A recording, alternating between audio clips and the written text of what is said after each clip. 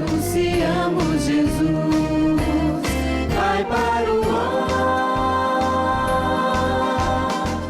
E antes de continuarmos com a reflexão de Dom Murilo sobre a carta de São Paulo aos Coríntios, vamos ver o que nos fala o Evangelho de hoje.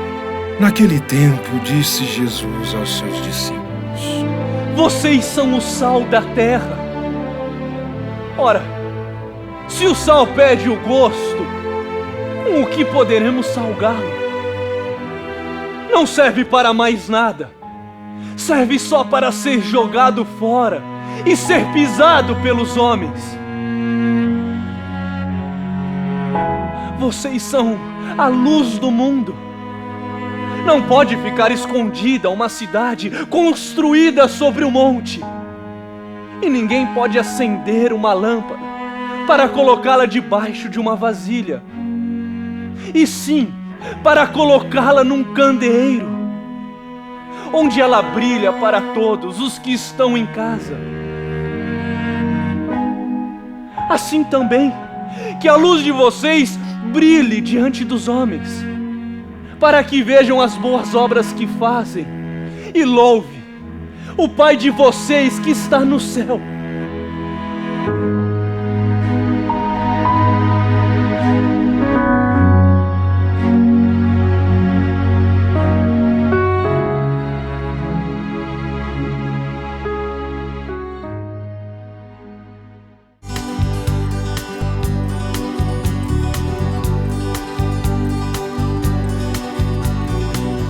Gente, eu tô aqui com essa touquinha porque eu estou na cozinha do Mosteiro de Taeci e vou tentar descobrir qual é o segredo do tempero daqui. Vou conversar com alguma das cozinheiras, vamos lá comigo. Oi, gente, licença! Quem pode me contar o segredo do tempero dessa cozinha aqui? Rose, me conta, como você sabe que a medida do sal está certa? Você que mexe aqui com a comida, que salga tudo. Provando, tem que provar para ver a medida certinha. Você vai experimentando aos pouquinhos, aí você sabe que chegou no ponto. Isso mesmo.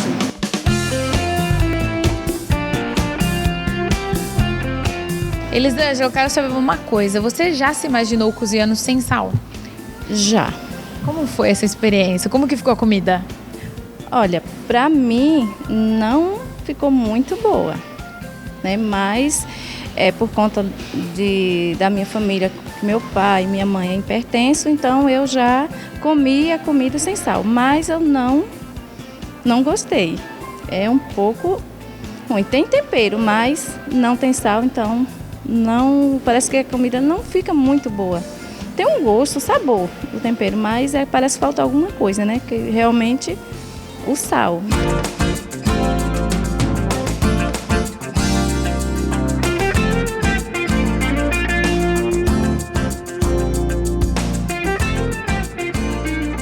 Francis, a função do sal não é somente salgar, não é mesmo? Certamente, Camila. Não é só salgar, porque o sal, ele não é um fim em si mesmo. Por exemplo, você já viu alguém dizer assim: nossa, que vontade de comer uma colher de sal? Não, muito difícil, viu? Pois é, porque ninguém se alimenta de sal. O sal serve para realçar o sabor de outras coisas. Então a gente come o sal sempre com outras coisas, né? É ele que realça então o sabor de todas as outras coisas que nós vamos comer e não nos alimentarmos de sal. Uhum. E como a gente pode fazer a relação do sal com o que Jesus fala sobre o sal da terra? Quando Jesus fala que nós devemos ser sal da terra, ele fala justamente disso. Todos nós, na nossa vida diária, a gente faz muitas coisas. A gente acorda de manhã, toma café, se arruma, vai para o trabalho, trabalha o dia inteiro, depois volta para casa à noite. Geralmente a gente janta e vai dormir. E no dia seguinte, a mesma coisa. E depois, a mesma coisa. E tudo isso vai se repetindo. Pode ser que em algum momento da nossa vida, a gente sinta que a vida está insossa, sem sabor. E aí a gente pode se entristecer e de repente se perguntar: afinal, qual é o sentido da minha vida? Será que a vida é só isso? Acordar de manhã, ir para o trabalho, dormir e no dia seguinte a mesma coisa? Jesus, então, mostra para a gente que nós devemos ser como o sal na comida. Porque a comida insossa é isso. Por melhor que seja, ou seja, por melhor que seja a comida, se ela não tiver sal, um sabor, se a gente repete essa comida todo dia, sem sabor, a gente enjoa, se entristece. Daqui a pouco não quer nem comer. Na sua opinião, como a gente pode ser o sabor que o mundo precisa? Eu acredito, Camila, que o nosso poeta Beto Guedes foi muito feliz naquela sua música O Sal da Terra.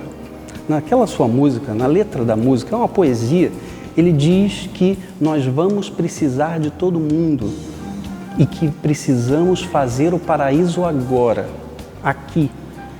Isso é de uma felicidade incrível porque é justamente isso que Jesus pede da gente. Quando nós estamos em comunhão, vivendo a nossa vida, né, que é individual, mas junto com as pessoas, ajudando-nos uns aos outros, caminhando, cada um com os nossos irmãos, então a gente consegue fazer a diferença. A pergunta que a gente deve se fazer todo dia de manhã, eu acredito, para a gente poder fazer essa diferença é, afinal de contas, eu estou vivendo bem a minha vida? São Francisco de Assis costumava dizer o seguinte, pregue o Evangelho, mesmo que para isso você não use palavras. Isso significa que a nossa vida deve dar esse testemunho. E ser uma pessoa assim é ser como o sal. Não precisa muito sal para alegrar todo o nosso prato. Um pouquinho às vezes, um pouquinho de cada vez, um pouquinho por dia já é o suficiente. Então, ser sal da terra nas nossas atitudes e nas nossas ações é tentar ser o melhor que nós pudermos a cada dia. Não melhor comparativamente, ou seja, melhor do que as outras pessoas, mas ser a melhor Camila que você puder ser. E eu ser o melhor Francis que eu puder ser para as outras pessoas, para a minha vida e para Deus. Vamos precisar de todo mundo. Mais é sempre mais que dois. Pra melhor juntar as nossas forças, é só repartir melhor o pão. É criar um paraíso agora, para merecer quem vem depois. Deixa nascer o amor. Nesse início do segundo capítulo de sua primeira carta aos Coríntios, Paulo diz, olha, eu fui no meio de vocês, não para apresentar uma nova doutrina. E havia muitos pregadores que iam de cidade em cidade, mesmo dizendo-se seguidores de Jesus, seguidores do Evangelho, apresentando uma doutrina. E, infelizmente, muitas vezes, era uma falsa doutrina que arrastava muitos. E esse era o temor de Paulo, que, de repente, alguns grandes pregadores levassem a comunidade que era tão boa, unida, fervorosa, enquanto ele estava com ela, e, de repente, estava se desviando por outros caminhos. E esses grandes pregadores iam na força de sua sabedoria, de sua cultura, de sua palavra. E como é que Paulo se apresenta aos Coríntios? Ele diz, olha, estive entre vós com a fraqueza e receio. Ele tem consciência que ele é frágil. Foi com receio, não só com receio, ele diz ele aqui, e com muito tremor. Ele foi lá, não é que, vou lá, eu fiz a experiência de Jesus, minha vida é dele, vou convencer esse pessoal. Foi com tremor, com medo, com preocupação. Como eles vão receber? Mas aí, ele até choca os coríntios, porque ele vai lá e apresenta um Jesus crucificado. Seria de esperar que ele dissesse, olha, venho falar de um Jesus vitorioso, Salvador, que seria uma verdade. Mas apresentou Jesus, Cristo, que morreu na cruz. E crucificado significa desprezado, criminoso, abandonado. Então, Jesus que ele prega é esse Jesus, que para muitos era um escândalo. Que valor dar à cruz? Ainda hoje, quanta gente se pergunta e nos pergunta, por que a igreja dá importância à cruz, ao crucificado? Não seria melhor apresentá-lo vitorioso, ressuscitado? A gente sabe que cada momento da vida de Jesus, na história da salvação, teve seu valor, seu grande valor. E o momento da cruz foi importante, onde ele mais manifestou a sua fraqueza e onde Jesus mais manifestou a sua força, porque dessa sua oferta, dessa sua entrega ao Pai, nasceu a vida, nasceu a semente da ressurreição ali.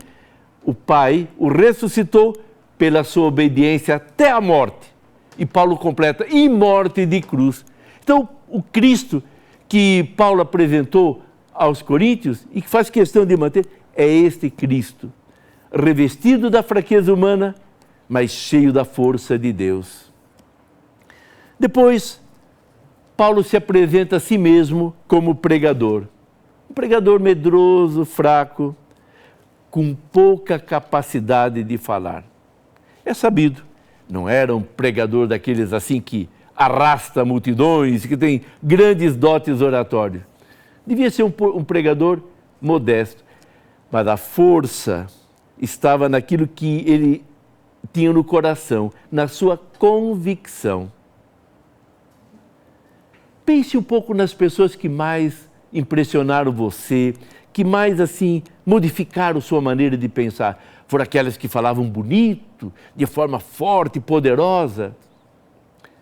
Não foram e não são aquelas pessoas que vivem, você sabe que vivem aquilo que falam e falam a partir do que vivem. Essas pessoas podem dizer pouca coisa, mas as suas palavras têm força. Eu lembro, por exemplo, Madre Teresa de Calcutá, mas vamos chegar mais perto. Lembro a Santa Dulce dos Pobres. Há livros com seus pensamentos. E você lê, mas que coisa simples, parece assim coisas muito triviais, mas a força que há nessas palavras, porque são palavras que ela viveu. A força está na vida que ela colocou nisto. E ela falou aquilo que vivia. Então não tem ilusões. Quem mais transforma os corações são aquelas pessoas que falam do que vivem. Por isso, na ordenação diaconal, quando entrega a palavra de Deus para aquele que foi ordenado diácono, o bispo diz, toma essa palavra, leia, coloque em prática aquilo que você ler. Aquilo que você colocar em prática, ensine. Como eu dizer, isso aqui não é uma teoria para apresentar friamente, é uma vida que só vai tocar o coração dos outros se for vivido por você, irmão e irmã. Anunciamos Jesus.